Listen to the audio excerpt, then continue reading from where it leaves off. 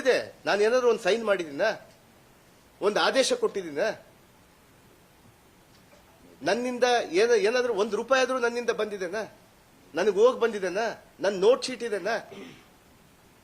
ಯಾಕೆ ಸ್ವಾಮಿ ಇಷ್ಟು ದಲಿತರ ಮೇಲೆ ತಾವು? ಅದಕ್ಕೆ ನಾನು ಹೇಳೋದು, ತಾವು ಮನುವಾದಿಗಳು ಮನುಸ್ಮೃತಿಯಲ್ಲಿ ಇರುವಂತಹ ಒಂದು ಪುರಾಣ ಕಾಲದಲ್ಲಿರುವಂತಹ ಪದ್ಧತಿಯನ್ನ ತಾವು ತೆಗೆದುಕೊಂಡು ಬರ್ಲಿಕ್ಕೆ ತಾವು ಹೋಗ್ತಾ ಇದ್ದೀರಲ್ಲ. ದೇಶದ ಜನತೆ ನೋಡ್ತಾ ಇದೆ. ಈಗಾಗಲೇ ಕೂಡ ಪೂರ್ಣ ಪ್ರಮಾಣದಲ್ಲಿ 100ಕ್ಕೆ 100ರಷ್ಟು ಹಣ ಕೂಡ ವಾಪಸ್ ಆಗಿದೆ. ನಾನು ಕಳಿಸಿದ್ದಲ್ಲ, ಬ್ಯಾಂಕ್ ಅಲ್ಲಿ ಮಾಡ್ಕೊಂಡಿದ್ದಂತವ್ರು. ಹಂಗಾದ್ರೆ ನಿರ್ಮಲಾ ಸೀತಾರಾಮನ್ ಅವರು ಇವತ್ತಿನ ದೇಶದ ಮಂತ್ರಿಗಳು, ಫೈನಾನ್ಸ್ ಮಿನಿಸ್ಟರ್ ಅವ್ರು ಯಾಕೆ ಮಾಡಿಕೊಡ್ದು? ಅವರು ಮೂಗಿನ ಅಡಿಯಲ್ಲಿರುವಂತ ಒಂದು ಯೂನಿಯನ್ ಬ್ಯಾಂಕ್ ಆಫ್ ಇಂಡಿಯಾ ಅವ್ರ ಅಡಿಯಲ್ಲಿರುವಂತದ್ದನ್ನೇ ಅವ್ರು ಮಾಡ್ಬೇಕಲ್ಲ, ಅವ್ರು ರಾಜೀನಾಮೆ ಮಾಡ್ಬೇಕಲ್ಲ. ನನ್ನಂದು ಯಾಕೆ ಸ್ವಾಮಿ? ನಾನು ದಲಿತ ಅಂತೇಳ, ನಾನು ಆದಿವಾಸಿ ಅಂತೇಳ? ಇದು ಒಳ್ಳೇದಾಗಲ್ಲ ತಮಗೆ.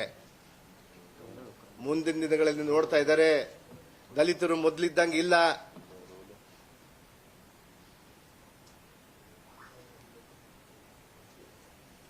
ನಾನು ಕೇವಲ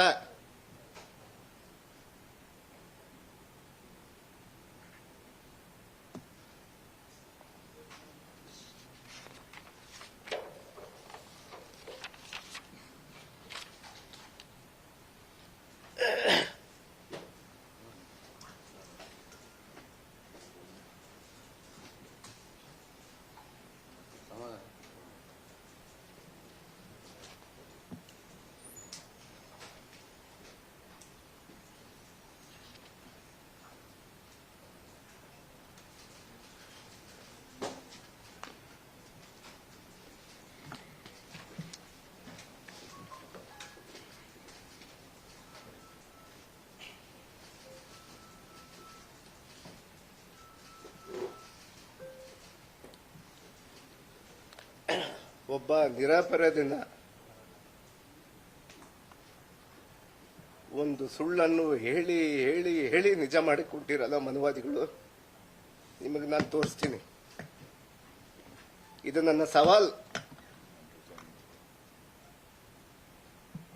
ನಾನು ಇವತ್ತು ಸಂವಿಧಾನಕ್ಕೆ ತಲೆಬಾಗಿ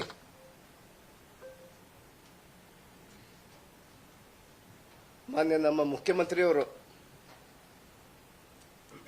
ತಾವು ತಪ್ಪು ಮಾಡಲಿಲ್ಲ, ತಾವು ಮಾಡಿಕೊಡ್ದು ಅಂತ ಹೇಳಿದ್ರು.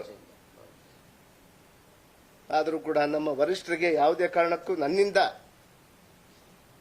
ನಮ್ಮ ಪಕ್ಷ ಕಾಂಗ್ರೆಸ್ ಪಕ್ಷ ಇವತ್ತು 100 ಹಾರ್ಸ್ ಪವರ್ ಅಲ್ಲಿ ಓಡ್ತಾ ಇದೆ. ನನ್ನಿಂದ ಮುಜುಗರ ಆಗಬಾರದು ಅನ್ನುವಂಥ ಕೇವಲ ಒಂದೇ ಒಂದು ಕಾರಣಕ್ಕೆ ಮಾನ್ಯ ಮುಖ್ಯಮಂತ್ರಿಯವರ ಅಭಿವೃದ್ಧಿ ಕುಂಠಿತ ಆಗಬಾರದು, ಜನಕ್ಕೆ ದಿಕ್ಕು ತಪ್ಪಿಸುವಂತ ಒಂದು ಕೆಲಸ ಮಾಡ್ತಿದ್ದಾರೆ.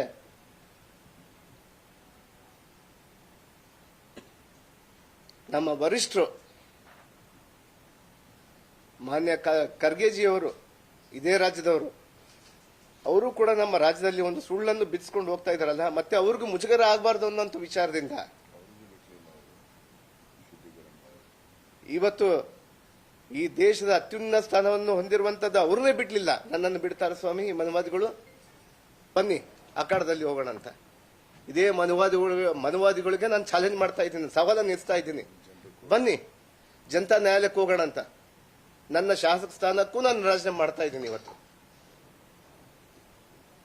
ಬನ್ನಿ ತಾವು ಸೋಕಾಲ್ ಲೀಡರ್ಸ್, ಬಳ್ಳಾರಿ ಲೀಡರ್ಸ್ ಇದ್ದೀರಲ್ಲ ನೀವು, ಪಕ್ಕದಲ್ಲಿ ನಿಂತು ಆರೋಪಿಗಳು ತಾವು, ಆರೋಪದಲ್ಲಿಲ್ಲ, ಆರೋಪಿಗಳೇ ತಾವು. ನಮ್ಮ ಮುಗ್ಧ ಜನರು ಯಾರು ಕೂಡ ಮುಗ್ಧರಿಲ್ಲ. ಇವಾಗ ತಮ್ಮ ಗೊಡ್ಡು ಬೆದರಿಕೆಗೆ ಯಾರು ಬೆದರೋದಿಲ್ಲ.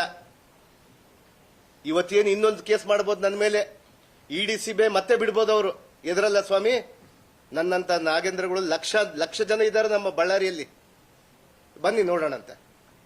ನಾನು ರಾಜೀನಾಮೆ ಮಾಡ್ತೀನಿ, ಇವತ್ತು ಜನತಾ ನ್ಯಾಯಾಲಯಕ್ಕೆ ಇಡೋಣ ಅಂತ.